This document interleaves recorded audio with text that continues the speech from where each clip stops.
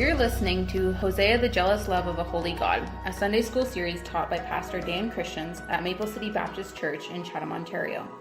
For more information about Maple City, please visit us online at maplecitybaptistchurch.com. All right, so we've been in the book of Hosea for about 7 weeks now, and last week we began a trilogy of lessons on the final 11 chapters of the book of Hosea. So we took 6 weeks to get through the first 3 chapters, because that covers the life of Hosea. It is the analogy that the rest of the book is really explaining. And then part 2 of the book is the preaching of Hosea. And so our goal here is to discover why God's judgment is finally falling upon God's people. It's already been very clear to us in the life of Hosea and in his wife and in his children that judgment is falling, that they've done something very evil, very terrible, so bad that God is going to say to them, judgment is coming, so bad that God is going to say to them that there will be no more mercy for you and that you are not my people and I will not be your God. So very serious what's going on here in the book of Hosea with the land of Israel. And so what we find as we discover why God's judgment is falling is it reveals to us the character of mankind. And that is why it's so helpful for us. I think when you read the Bible, what becomes more and more amazing to me is how the Bible speaks to the problems and the heart of all people of all time. Right? I mean, you read the stories that happened 3,000 years ago and you say, that guy was thinking exactly the same way I think. He struggles with the same heart problems that I struggle with, right? The idols look differently, but they're there just like they are today. And so that's what we find here in Hosea, that it really reveals the character of mankind and it reveals the character of God. And thank God that we serve a God who is immutable. He doesn't change, right? And so the God who was the God then is the God who is the God now. And so we can learn so much from the book of Hosea and from a study of the Old Testament about who God is. What a wonderful book that reveals the heart of God. We find that God grieves when his people are unfaithful to him. It is a heart that loves his children passionately and loves his children jealously. He's not a God who just created and he's just kind of here to see what happens, or he's standing back and letting this experiment unfold. He is a God who is intimately involved in the details, and he is passionate about his creation, about his creatures. Right? He has a passionate love for us, and with any passionate love comes a jealous love. Right? It would be insane for me to say I passionately love my wife and I have no problem with her loving other men as well. That'd be nuts. Would anybody think that I really passionately love my wife? And so here we find a God who passionately loves his people. And because his passionate love, he's not okay with them going off and loving other gods. Right? He's not okay with them changing his worship into a false worship. We also find that we serve a God who cannot condone sin. He will not. His heart is committed to the righteous judgment and justice. And that is true of God of then, it's true of God now, right? God is a holy God, a righteous God, a just judge, and he will condemn sin. He will punish sin. Finally, we find that God will never cease to love his own. He seeks to win his own back. He wants to redeem those who have forsaken him. And what a beautiful picture that is into the love of God. He has a heart that longs to redeem even the vilest sinner. Right? And that is what God is about. He's a loving God. He's jealous God. And he's going to condemn sin. He's going to punish sin. But he also seeks after and pursues sinners. It's an incredible thing. And so as we go through the remaining 11 chapters, we will find 3 main problems in Israel. So the first problem we saw last week, if there's 3 main problems in Israel, I went through the 11 chapters following chapters 1, 2, and 3. And through the course of Hosea's preaching, what I did is I just chose what seemed to be the 3 greatest themes that come up over and over again that God was upset with when it came to Israel and their actions. And the first one that we came up with last week was that they didn't know him, right? That they had changed the worship of God into this false worship, that they knew nothing of God. And so he begins pointing out that the problem with the priests, who the priest's job was to come to bring the people's sin before God, and they weren't doing their job well. and the problem with the prophets, their job was to bring God's word to the people. And so what we find is the people aren't getting to know God because they're not being taught truth about God, right? And when they are taught truth from someone like Hosea, they're rejecting that truth. And so the problem that begins this whole thing is that they don't know God. And the first step for anyone coming to real faith is understanding who God is, right? God exists outside of your mind. He's not a figment of your imagination. He's not a concept for you to define as you wish. Right? And that's the prevailing thought of our day, is that God can be who you want him to be. Whatever gives you strength, whatever gives you power, whatever makes you feel good. Right? You go into an Alcoholics Anonymous, and I think the program has helped a lot of people in a lot of ways. But you think about the way that they see God. It's just, you got to worship something. You got to have a higher power. You define what that is. Right? That's exactly how people think about God. And this book makes it abundantly clear that that's not okay. That God transcends us. That means he is higher than us, he's greater than us, and he exists outside of us. His character traits are immutable. They don't change. They don't change for you. They don't change for me. They don't change because my box says this and yours says that. And so God, he is, right? And we got to get this in our minds. He's not something we get to define. He is something that exists outside, and we have to know. We have to learn about. We have to figure out what this God is like. And we find that out, obviously, preeminently in his word. Israel thought they could worship the God they imagined in the method they pleased. And that's not okay. The God who is, and we must come to God in the way that he calls us to come to him. And the Bible makes that very clear. They were wrong on both accounts. So the lesson for us last week is that we must know God. We must know God on two levels. We must study God's word to learn who he is and what he's like. And we must know God in a relational way. Right? An experiential way. We must know God more than just in our minds. We must have a relationship. We must experience. We must pray. We must trust. We must have, and that's part of knowing God. Right? And if all you know of God is what's in your head, then Christ would say, you don't know me.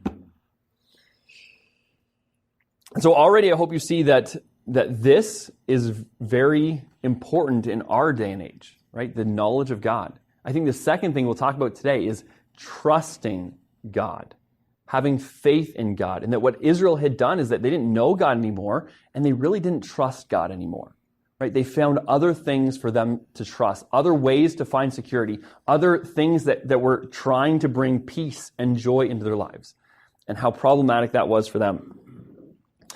What's abundantly clear in the text today is that it is possible to be religious without trusting God. And this is, this should in some ways, reveal our culture, reveal the problems. And a lot of people say, yeah, religion is a huge problem. Yeah, and I agree that in many ways, religion is a huge problem. Any religion that man makes is a huge problem. But it should also have us step back who say, okay, it is possible for me to be religious and to not trust God. Is that the case in my own life? Are there areas where I'm going through motions, but there's no real faith, there's no real relationship, there's no real trust going on here? And so over the next two lessons, we will be hitting the highlights of the 10 chapters. These 10 chapters worth of preaching from chapter 5 to chapter 14. And let's begin at Hosea chapter 7. We'll look at verses 8 to 12. And what we're going to be doing today is we're going to look at about 8 or 10 different passages that will give us this idea of how Israel had failed to trust God and in what areas Israel had failed to trust God. So Hosea chapter 7, starting at verse 8. Ephraim again is the largest tribe of the 10 northern tribes. And so when he says Ephraim, he's talking to Israel. So Ephraim, he has mixed himself among the people. Ephraim is a cake not turned. Strangers have devoured his strength, and he knows it not. Yea, gray hairs are here and there upon him, yet he knows it not. The pride of Israel testifies to his face, and they do not return to the Lord their God, nor seek him for all of this. Ephraim also is like a silly dove without heart. They call to Egypt. They go to Assyria. When they shall go, I will spread my net upon them. I will bring them down as the fowls of heaven. I will chastise them as their congregation has heard.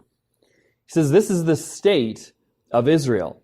They have mixed themselves among the people. In other words, rather than staying pure and holy as they were called to do, they've began to adopt the practices and the wives and the regular day-to-day activities of the world around them, right? It had become something not separate. Something that was supposed to be sacred and holy had become something that was just common. That it was fine for it to be, bring it all in. Let's bring the world into Israel.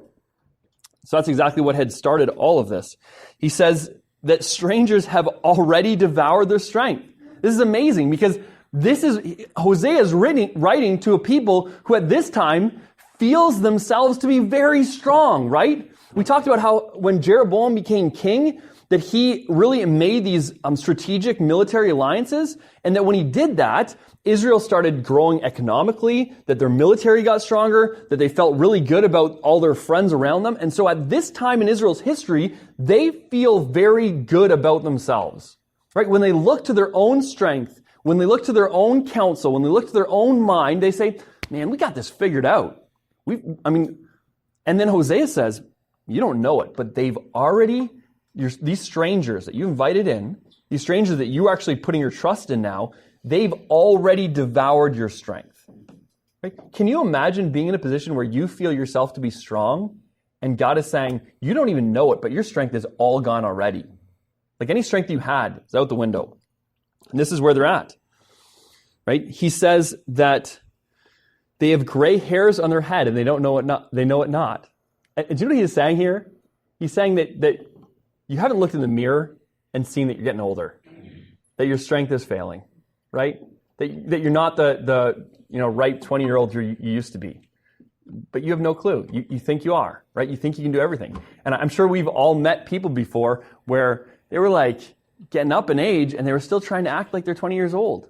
And what happens? They get hurt, right? They fall off cliffs, right? They do things that they shouldn't do, and eventually it leads to really, really bad ends. And so here they are. They don't know it. He says that they are like silly doves without heart. And what that is saying is they're like this foolish bird without any sense, right? And what he's doing is he wants us to picture what Israel is like. And so now you're picturing this like foolish bird that's flying around and really has no purpose, no direction. And what he's saying is they're flying right into the net. They have no clue. They think life is wonderful. They think they're happy and how foolish they are. And the problem here is made abundantly clear. They do not return to the Lord. They do not seek Him. Right? They're putting their trust in everything else other than God. Hosea chapter 8, verse 3. Israel has cut off the thing that is good. The enemy shall pursue him. Now, what do you think the thing that is good is? They've cut off God. They've cut off the relationship with God. They cut off the truths that God had given them. They cut off the counsel of God, right? They cut off everything that could really bring them help. And the enemy is pursuing them. And can I tell you something? I think that the second part of that verse is almost always true, right? The enemy is almost always in pursuit. But when you've cut off the thing that is good and the enemy is pursuing, you're in a really bad place. Verse 4, they have set up kings, but not by me. They have made princes, and I knew it not. Of their silver and their gold have they made them idols, that they may be cut off. Right? They've ridden themselves of everything good, and when they did that, they started to replace the good things with lesser things, with evil things, right? I mean, rather than having a God to lead them, what did Israel do? We want a king. I mean, he's actually pointing back like a long time here, saying that this all began when Israel said, we don't want God to rule over us, we want a king to rule over us. And in 1 Samuel chapter 8, God warns them over and over and over again. They're going to take, if you set up a king for yourself, they're going to take your sons, they're going to take your daughters, they're going to take your money, they're going to take your land, they're going to take your servants, they're going to take everything from you. You don't realize that if you set up a man as God, then they just take. But Israel said, we want to be like the nations around us. We want a king for ourselves. And so they had it. And now, since that time, especially here in Israel, they have had no concern of whether their king was to worship or serve God or not, right?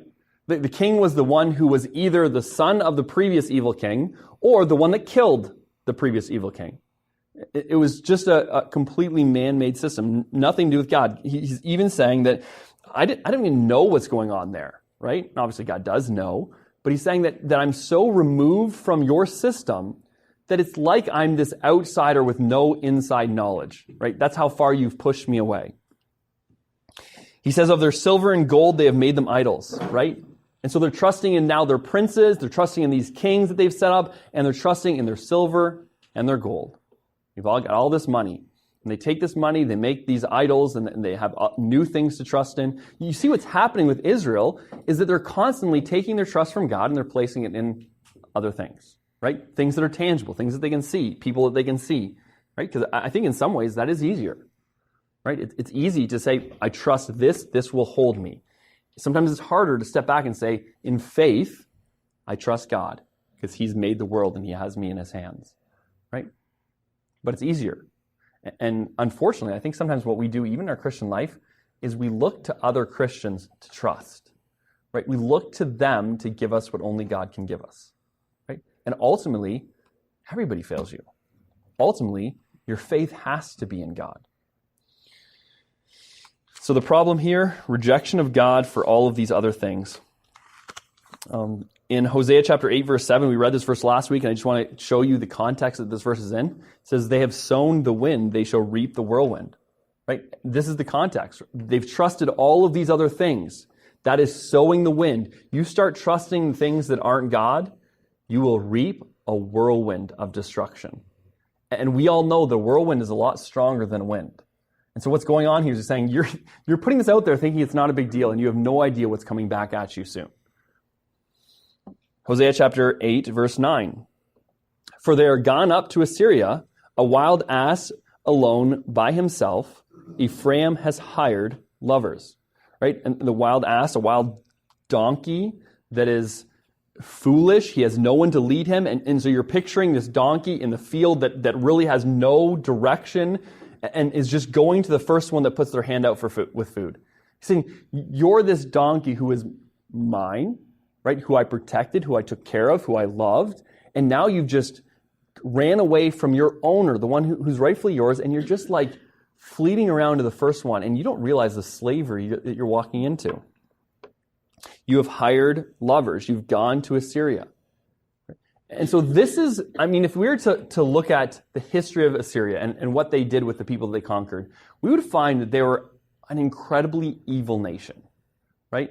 Their way of conquering people was very special. They would separate everyone, separate people, separate families, separate communities, send them all over the empire, and then put them into slavery.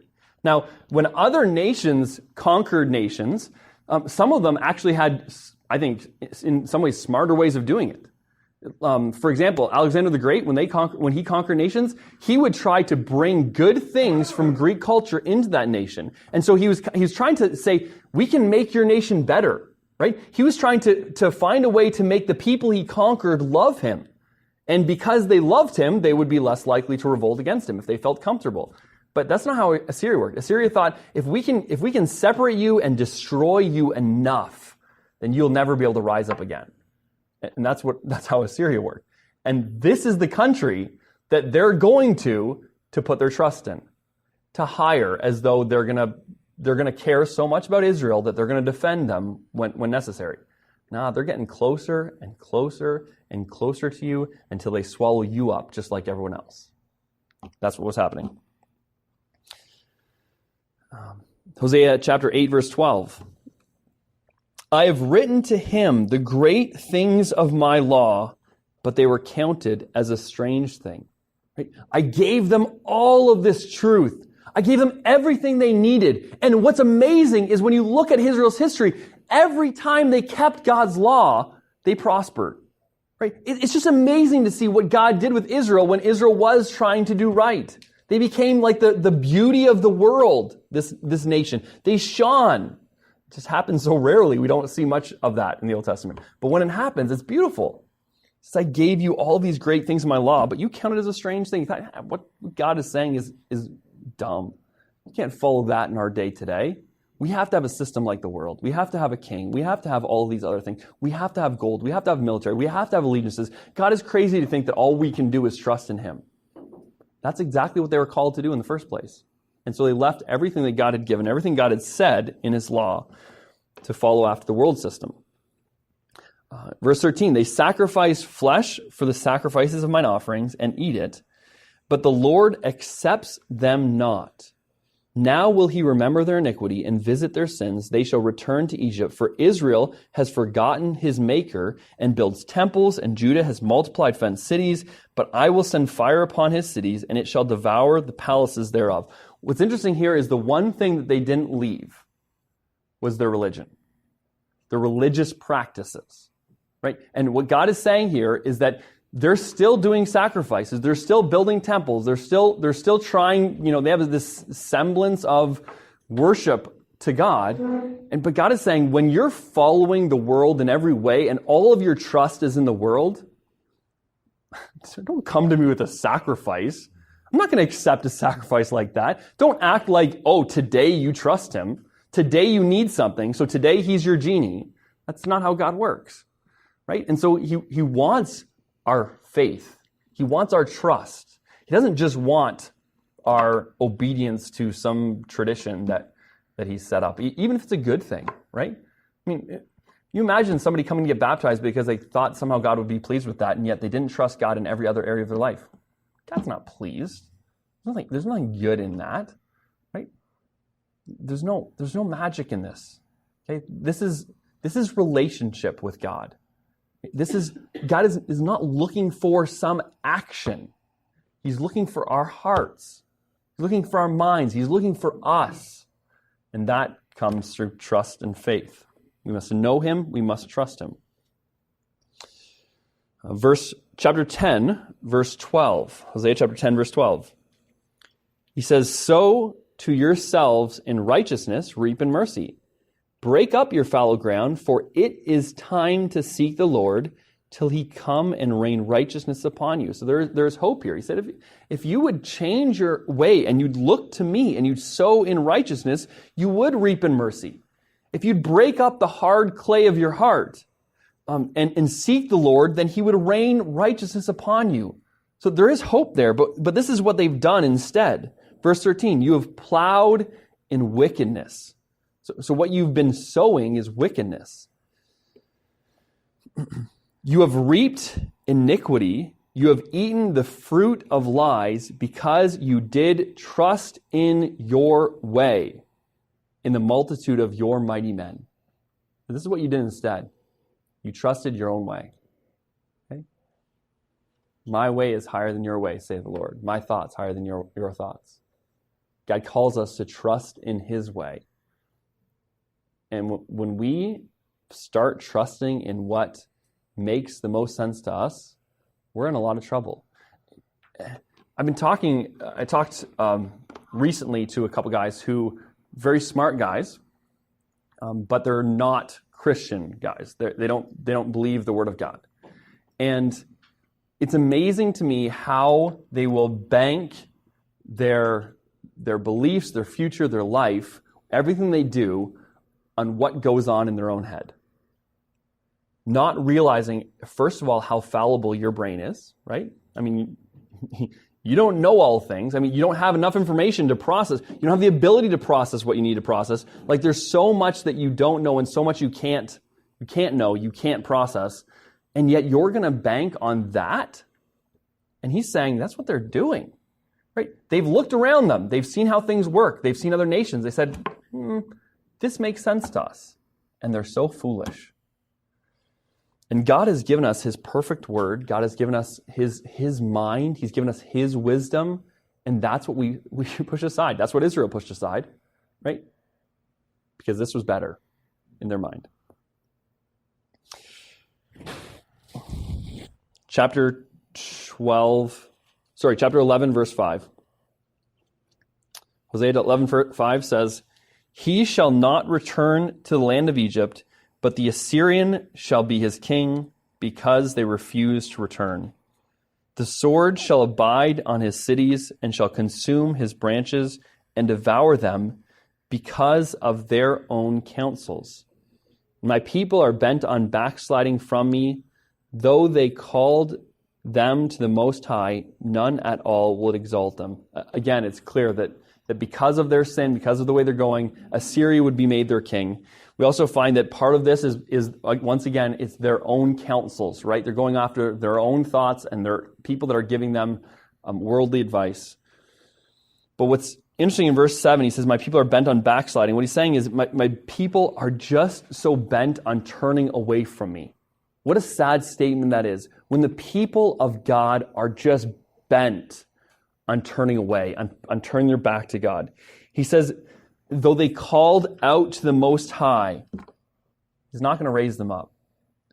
And that, again, that reminds us, we can't just use God however we want to, right? He can't be like one tool in our playbook. That's what God is saying here. Your wisdom is all of these things. You're trusting in all of these things. And what you want to do is every once in a while be able to pull out the God card. I'll say, God, fix this thing. God's saying, I'm not going to listen to you when you call out that way. What I want you to do is I want you to put your trust in me. And when you put your trust in me and you call out to me, then I listen, right? And then you follow me. And your whole life is about trust in me and faith in me and following my word. And so it's very problematic when we just want to pull out a God card. Hosea chapter 12, verse 1. "Ephraim feeds on the wind and follows after the east wind. He daily increases lies and desolation. They do make a covenant with the Assyrians, and oil is carried to Egypt." Hosea chapter 12, verse 8 said, "Ephraim said, yet I am become rich. I have found me out substance. In all my labors, they shall find none iniquity in me that were sin." You see here that what they're doing is they've made this covenant. And in making the covenant with Assyria, they broke the covenant with God, right? In making these promises, these business interactions and deals with Egypt, they said what we need is from the world, right? Because Egypt is the picture of the world throughout the Old Testament, right? They're the picture of bondage and slavery that the world brings. And now what they're doing is they're trading. They're making money off of this evil place. And they're so proud in verse 8 of the riches. They're so proud of how they're doing financially. And they have no idea the destruction that these things are going to bring to them. So we put it all together, right? Yeah, all these verses, and there was many more. I mean, it was hard for me to cut this down. You might think that I didn't cut out enough. There's so many verses that just show how they were trusting in all these things and not trusting in God. Israel believed that they would be unaffected by mixing the things of God with the things of the world around them. So they mixed themselves with the people around them. They brought in everything worldly. That's where it starts. Israel trusted in the relationships they formed with the surrounding nations, with Egypt, picture of sin, with Assyria, this evil, wicked nation. The prophets had already named Assyria as the nation that would bring them into bondage. Can you imagine if it was so clearly laid out to you by God? If you follow this nation, Assyria, they will bring you into bondage. And what does the king do? Assyria, we got to talk because we got some business deals we want to make. And I think we could have a military allegiance that would be really helpful for both of our countries. Let's strike up a deal with you so I can solidify my safety in this world. And God has already said, that's the nation that brings you into bondage. And that's the nation they go to for help. It's insane. God's response, you don't know, but your hairs are already gray. You're almost already dead. You're like a dumb bird without any sense. You're flying straight into their net. In fact, he says there, you're flying into his net. And so that ultimately it would be God, not just Assyria, but it would be God that would punish them. It would be God that would punish their sin. There are some descriptions of the judgment of God in Hosea that will make your skin crawl, right? You'll read the descriptions in Hosea chapter 8. Descriptions like that God would be like a she-bear that has his cub taken and would destroy his enemy. That God would be like a lion who would tear apart, right? She-bear, a female bear. That's she-bear is in there. That God would be like a lion. Can you imagine being devoured by a lion? That's the description. That the women in Israel would have their stomachs slashed open and the children living inside them killed. I mean, the descriptions that are given in the book of Hosea of what the judgment's going to be like are terrifying. And this is the thing that they're walking themselves into willingly. Because they don't want to trust God. Israel has trusted their kings, their princes, their governments. They have trusted their silver and their gold. They have trusted the idols that they make with their own hands. They've made military allegiances with wicked and ungodly nations, as though somehow they could pay for their safety, that these greedy, immoral kings would not ever come wanting more. They made the word of God seem strange and instead invented their own sacrifices, their own religion. Israel trusted in their own way, the strength of their armies. They trusted in their own counsels. They made military covenants and business deals with wicked and ungodly nations. They trusted in their military and in the economic prowess that they had. And as we look at what Israel trusted in, I hope what we see is that it sounds very familiar. It's not different from what we trust in today. We trust in the strength of our own arms. We trust in the wisdom of our minds, right? We trust in the stuff that we can see. We trust in our job. We trust in our riches. We trust in the home that we own. We trust in whatever it is. I mean, we trust in a whole lot of things. We trust in the idols that we've made for ourselves. And that's exactly what they were doing. Trusting in governments, abundance of wealth and material goods, deals that we secure. All of it. Do you know what all of it is? All of it is idolatry. Right? There's no time that you're trusting something other than God that it's not idolatry. And that's what God hates. And the $6.1 million lottery winner in Chatham, I think, just exemplifies this. Yep. It's a real day, like modern day example. You can see the mess this guy is making of his life.